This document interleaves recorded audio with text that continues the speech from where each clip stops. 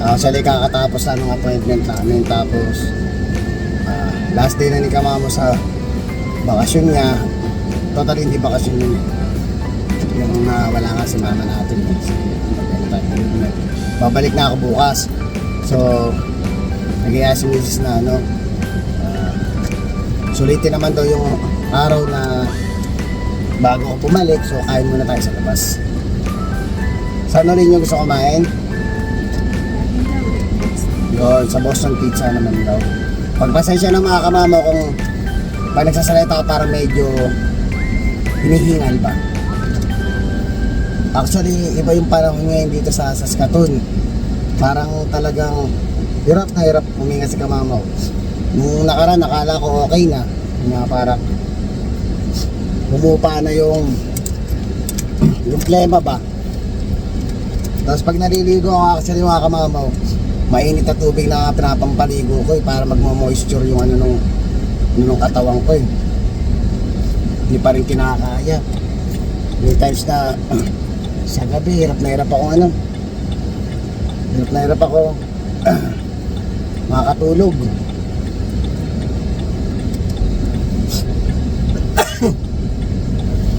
Hirap na hirap ako matulog. Kanina umaga nga eh, alas 6 na, hindi pa ako nakatulog. Yung bang may mga pwesto si kamamo na pag umihiga ako, may times na pag nagkamali ako ng posisyon, tapos parang maubo lang ako konti, yun na yun, tuloy-tuloy na. Ganun yung nangyayari sa di kamamo ngayon. Tsaka yung iba yung init talaga ng panahon. Iba yung init ng panahon mga kamamo ngayon. Actually ngayon 24 degree yung yung init niya. Pag nasa labas naman ako mga kamamaw, na ako naimasmasan ako, ay masmasan yung paghinga ko. Kaya nga nag-iaya na rin ako maglalabas na para nakahangin. Pag nasa loob ng bahay, yun, doon inaantok naman ako mga kamamaw, honestly. Inaantok ako pag nasa bahay ako, like kahapon 10 o'clock pa lang umakit na ako sa taas. Mas pinili ko pa nga, lagyan natin yung camera sa para nakita nyo just kato nyo tag dito, maaga na akong umalis para ako makatulog ako. Bibigyan naman tayo ni Mrs. na hindi natin alagaan muna si Jacob, at natatakot din kasi ako mga kamama pag inaubo ako. Every time kasi na pagbitbit ko si Jacob at maipitan ng konti yung dibdib ko, naubo agad ako. Parang ganun ba siya? Nung sa x-ray naman natin, wala naman nakita, wala naman problema. Siguro talaga mga kamamo, iba yung nung plema sa atin. Iba yung kapit ng plema, ayaw bumitaw. Akala ko nga naubos na eh. Yung maliligo ako, moisturize yung pakaramdam ko yung sa loob ba ng katawan ko. Ramdam ko na parang nagmo-moisture yung yung loob na talaga natunaw yung plema. Tapos mamaya after maligo, after 1 hour, pwesto lang ako ng alanganin. Ayun, basta pag naubo ako, para ba naiipit yung paghinga ko dahil doon sa plema. Kaya pag naubo ko, dire-diretso. Hindi ka naman pwedeng hindi iubo ng iubo dahil ang parang may nakabara sa dibdib ko. Na pagpasensya nyo mga kamamo kung pag nagsalita ako medyo mabagal. Tsaka ilang araw din na gusto ko mag-vlog, dito lang ako nakapag-vlog dahil mas pinili ko magpahinga na. Kaya pasensya dun sa mga subscriber natin at hindi na paglakwatsa o nakapag-kwento si kamamo sa mga nakarang araw. Hopefully magtuloy-tuloy na gumaling na tayo para kahit paano hindi tayo mahirapan sa pagbalik natin sa trabaho.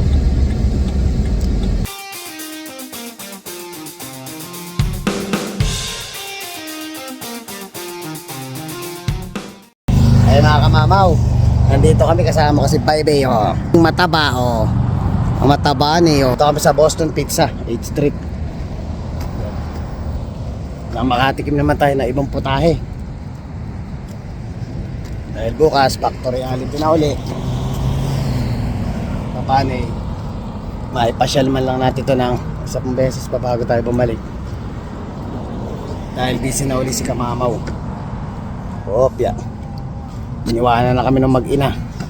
Nauna na sila doon sa loob.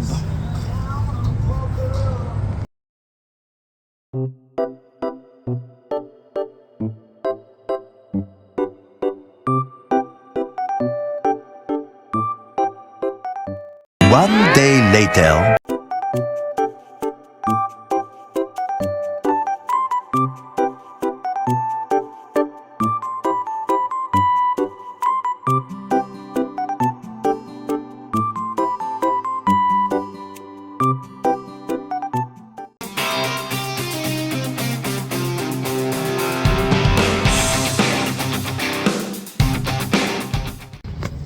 Mga Kamamaw, nagpapahangin lang ako dito ngayon.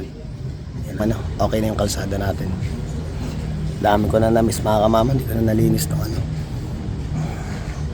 Medyo nagbawas na tayo, wala na masyadong basura ngayon, okay na. Yan yung mga box na lang.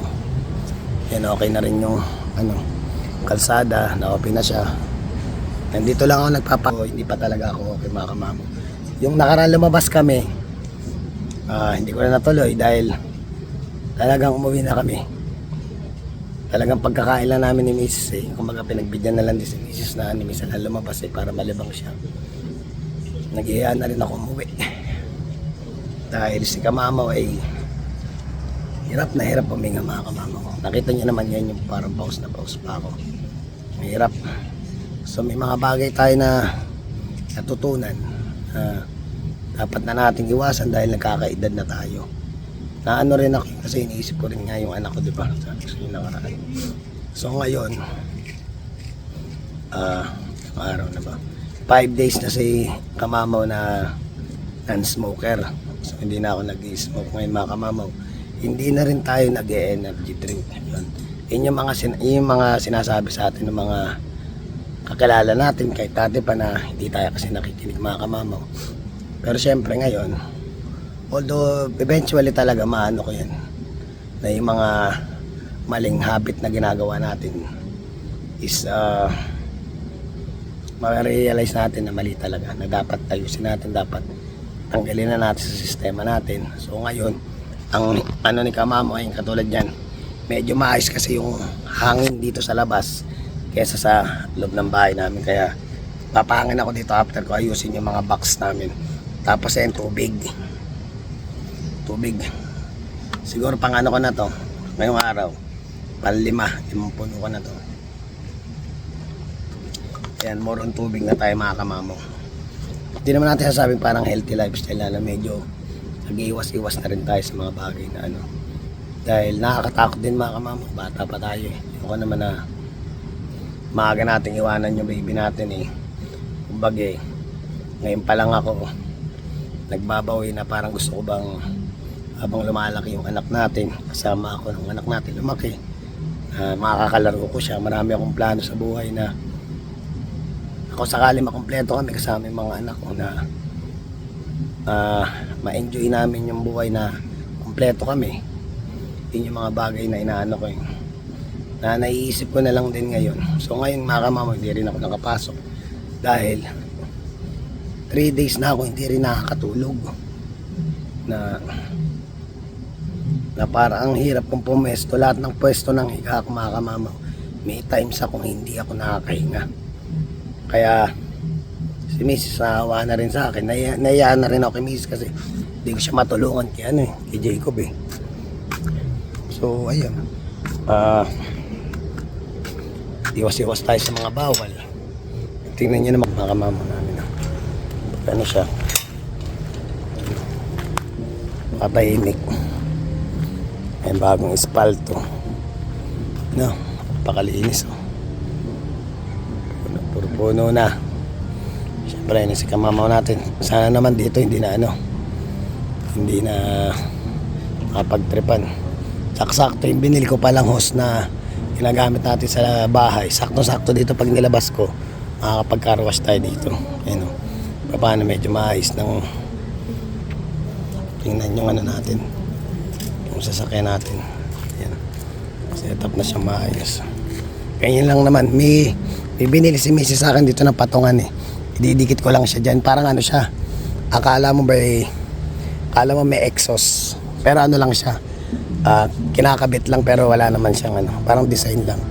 Ayun, kung dumating siya, lagay natin dyan para maangas. Tapos yung bumper, parang wala na akong balak ilagay yung bumper, parang okay na ako dyan. Okay na rin tong ilaw natin, tatanggal ko na yung pintura. Okay naman yung pagkakapintura natin, kita naman na itim na siya. Dito na lang naman ang kulang sa sakyan natin. Kaya natutuwa rin ako kahit paano yung mga bagay na wala ako dati, kahit paano na-enjoy ko ngayon yung katulad niya, yung buhay ko na-enjoy ko mga minsan.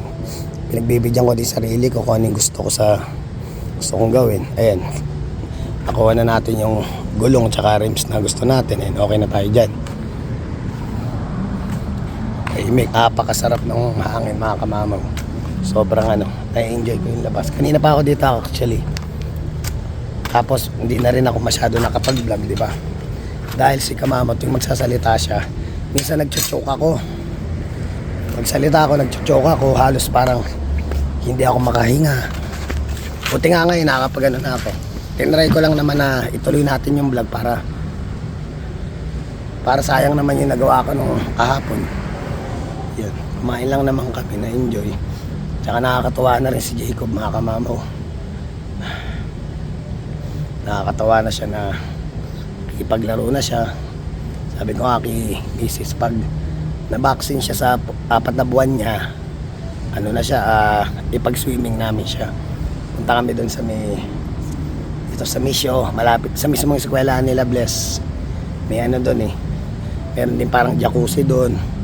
Try natin pag tapos yung sa swimming sa mga bata, bili lang natin ng salvavidas si Jacob para yung mga bagay na hindi ko na-experience yung parang na-experience ko siya, parang that was long time ago, like yung baby pa talaga yung si Nathan tsaka si Julia. Sobrang tagal na nun mga kamamaw. Ilang na rin, ilang taon na rin yun, almost nasa 10 years na rin. 10 years, napakatagal na. Kumbaga ako from dati na parang na-enjoy ko na kasama akong bata na lumalaki. Ngayon nahinto dahil nga nagpunta tayo dito para sa pangarap natin, para sa pangarap ng mga anak natin. Eh ngayon, ma-experience ko na ngayon, natin ngayong summertime. Pasensya na, medyo nagano yung salita ko medyo nagpapahinga ang konti para ma-enjoy natin yung summertime na kasama yung bata. Marami akong plano mga kamama, sa totoo lang na nangangarap tayo, sana swertein tayo next year, maka-apply na tayo na sarili natin bahay para kahit pa paano may times na pag day off ka at di naman kayo nakalabas, may sarili kayong backyard na maayos, malinis talaga, may lalabas mo yung bata. Dito kasi mga kamama, medyo may mga langaw, kahit anong gawin mo nami-minimize natin, pero meron pa rin.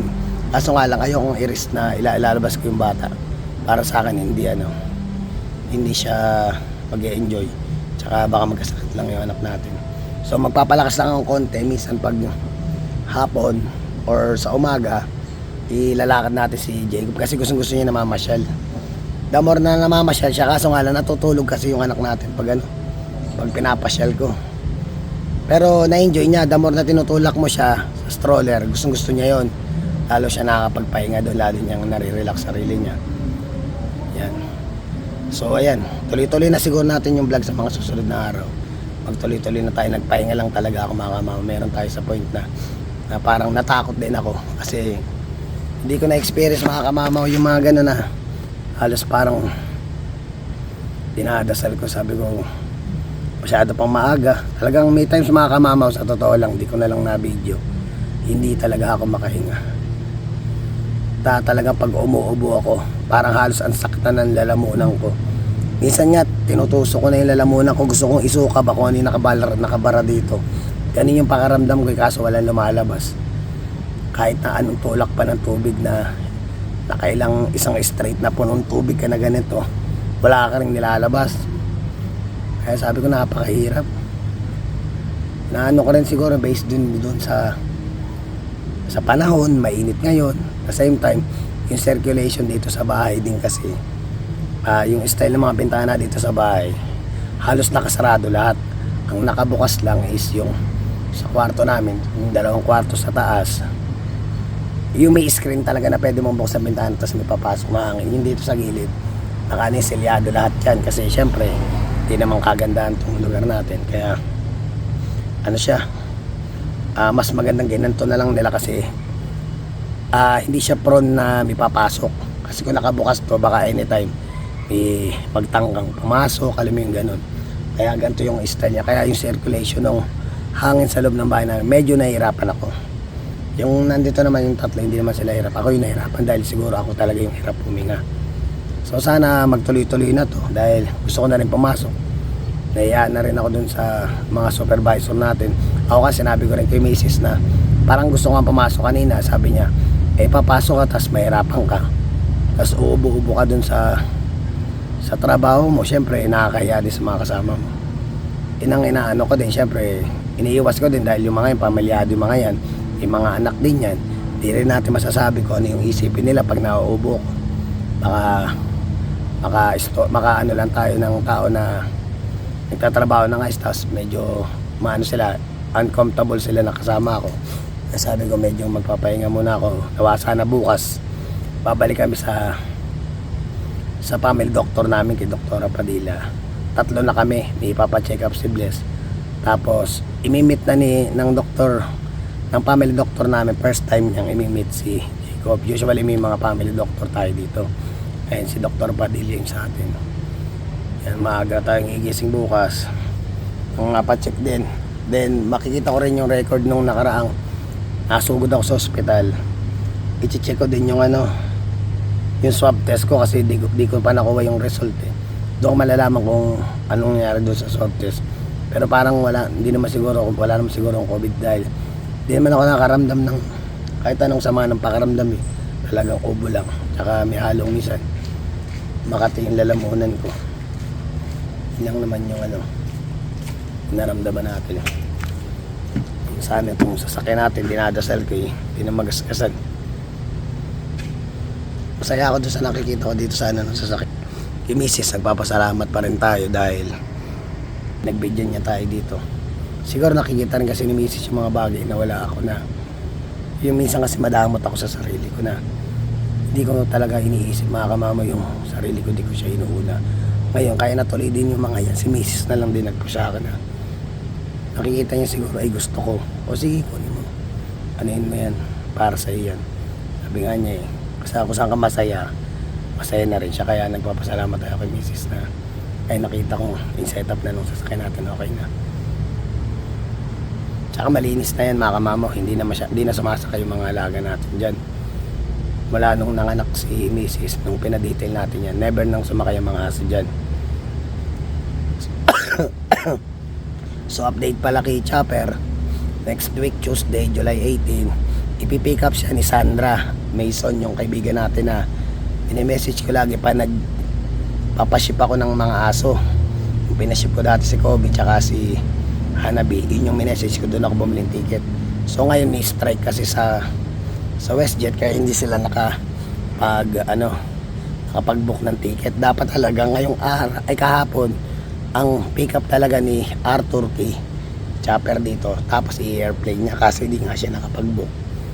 Buti na lang naisip ko na ipaklala ko siya kay Sandra. Yun nangyari, pipick upin siya ni Sandra dito sa July 18. Hindi ko lang alam kung anong oras pa, pero sinabi ko sa kanya may pasok ako sa hapon. So sana mga bandang tanghali niya kunin or umaga, mas okay. Nire-ready ko naman si Chopper kahit kami lahat dito sa bahay nalulungkot kami na hindi na namin makakasama yung alaga namin.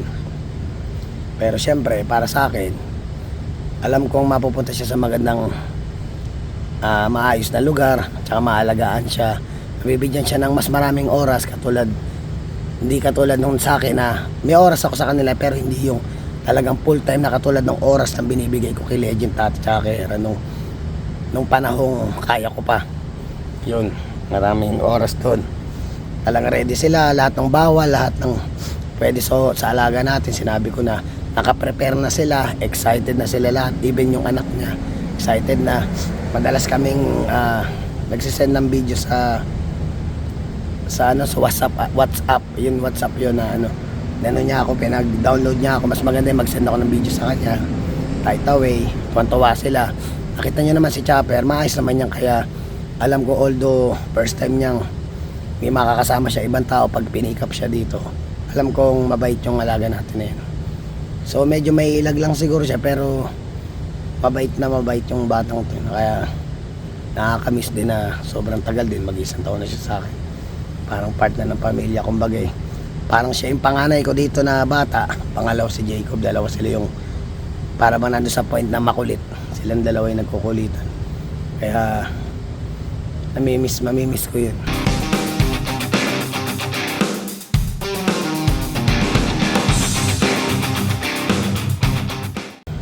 Si Jacob, minsan pag hawak ko si Jacob, pag sinakay ko sa kay Chopper, sinasakay siya ni Chopper, hindi siya pumapalag eh.